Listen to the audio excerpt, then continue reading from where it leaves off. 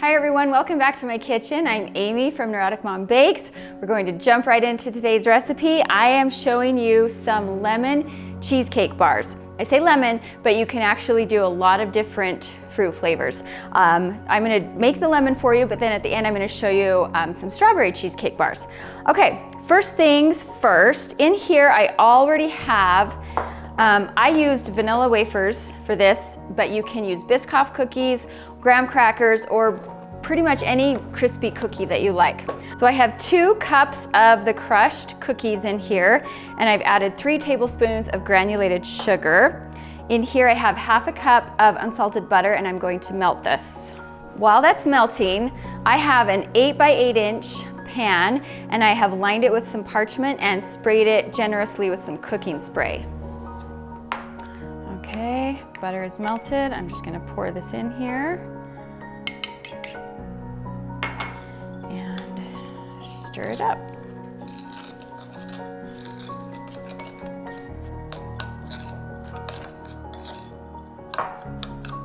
Okay, now I'm going to pour this in here and just press it into the pan. Get it right into the corners there. And just try to make it as even as possible.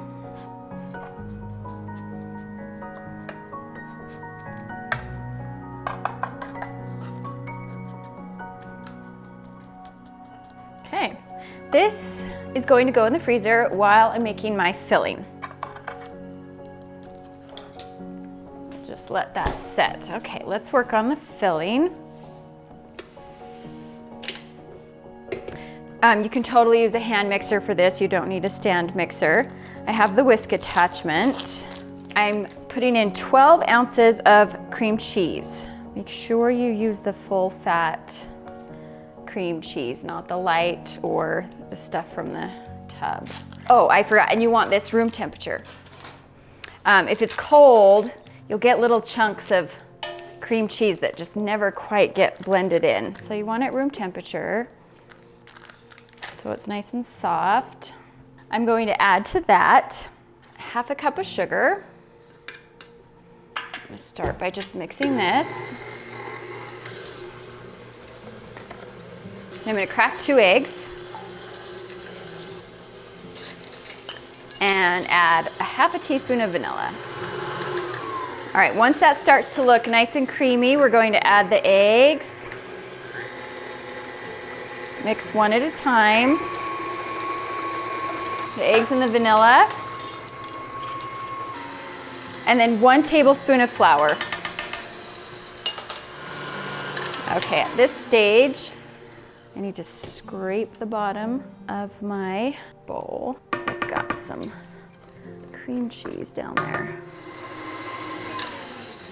Okay, I'm going to add 1/4 cup of sour cream, and then you're just gonna let this mix until it's completely smooth.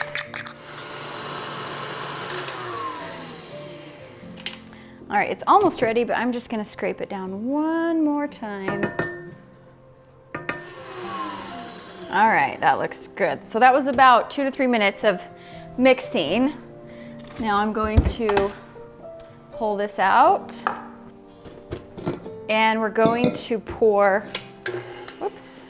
We're going to pour most of the batter on top. You'll see why. I'm gonna make a pretty swirl design.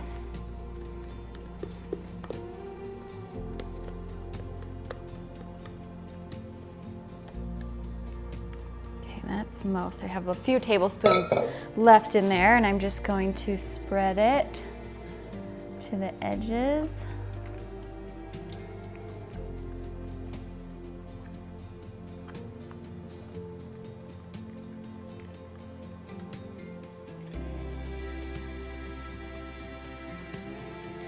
I like to get an offset spatula and just get it nice and smooth. Totally flat. It will just bake evenly, and it looks nicer anyway. All right, now here I have some lemon curd. I do have a tutorial for this if you want to look back a few months, I think. Also, strawberry compote would work, and I have a tutorial on that as well. But this would work with some raspberry compote. You do have to strain the raspberries, just note that. Lime curd, orange. There are a lot of variations to this. So what I'm gonna do is I'm just gonna kind of drop some lemon curd, different spots all around.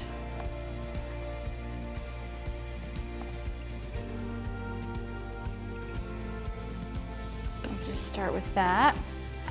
And then you can get a toothpick or a lollipop stick, or even a butter knife works, and you're just gonna kind of go back and forth and swirl this around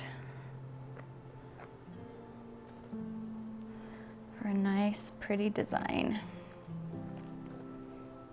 Okay, I'm actually gonna put a little bit more, just so I get right into the corners. And then I like to get a little bit of this last little bit of the cheesecake filling and just kind of dot that on too. And swirl all that around. Let me show you if you want to do it with a knife. You just kind of go back and forth like this.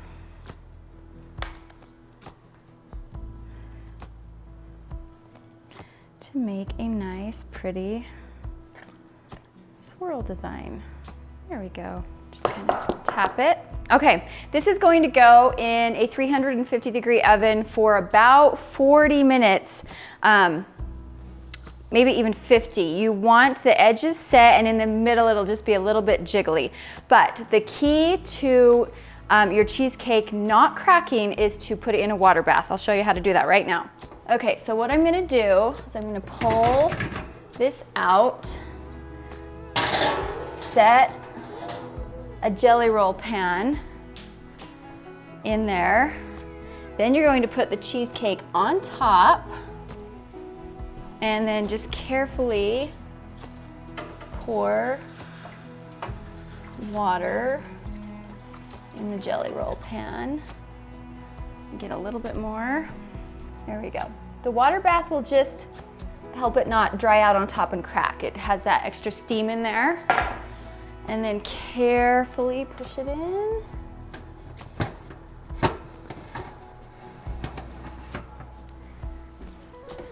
And set your timer. I'm gonna start with 40 minutes. Okay, this is finished. You can see it's just barely wobbling in the center. Now be very, very careful. You're gonna just, your hot heating pads are probably gonna get wet, but I recommend taking this out of the water bath. And then turn your oven off and let that cool completely before you attempt to take that out, because you just don't want water to splash on you and burn you. Okay, so my cheesecake is out of the oven, and I actually put it in the freezer to chill for a good hour before I try to cut it up. You can put it in the fridge overnight. It's just best to keep, I mean, it's cheesecake. You want to keep it chilled. And now, that's why I love the parchment. It's just so easy too. But if I pull this back, you can kind of see the layers. You can see the crust and the cheesecake. And at this point, you can get a knife and cut it up. And I have my strawberry ones right here. I did the strawberry compote on top, and I did the swirl, and you can see right there how they turned out. All right, let's try cutting into this. I actually think a butter knife cuts a little bit more cleanly than a serrated sharp knife. Oh, that looks perfect. Should we give it a taste?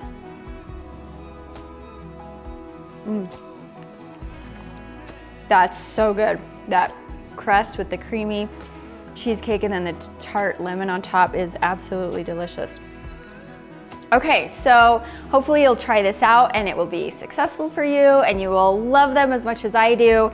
And make sure you subscribe to my channel if you want to see more content like this.